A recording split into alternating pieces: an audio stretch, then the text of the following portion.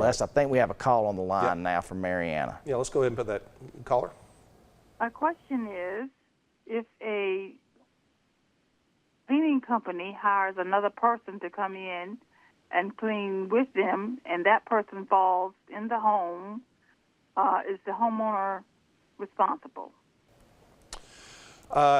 You know, I hate to give you the typical lawyer answer, but it's going to depend on the facts, honestly. Now, so you have a cleaning company that comes in, they sub out or they hire somebody else to come in to help them with the cleaning, and that person gets injured.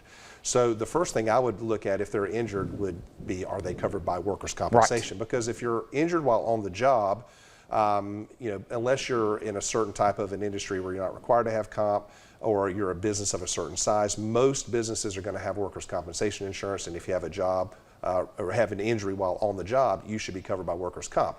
But just like we talked about a second ago with the PIP claim, the no-fault claim, there may still be a liability claim against the homeowner. But you'd have to look at the facts. You'd have to look and say, what were the circumstances of this person falling? Were they, you know, were they playing on their phone, walking down the steps and not paying attention?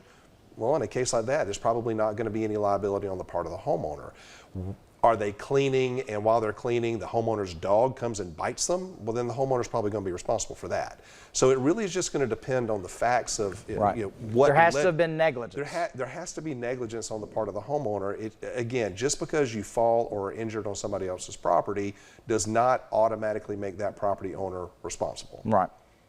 And so that, like I said, not an insurer of the premises, must show that they failed to use reasonable care in some situation or another. If did they have the step going into the house that they knew was broken forever and it just delayed doing anything about it, and you step on that step and it falls out from underneath you and you've broken your leg now.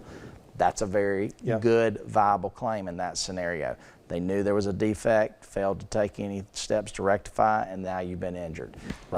You were going between rooms listening to your music as you were cleaning, and your feet got caught up underneath you and you just fell and hit your head.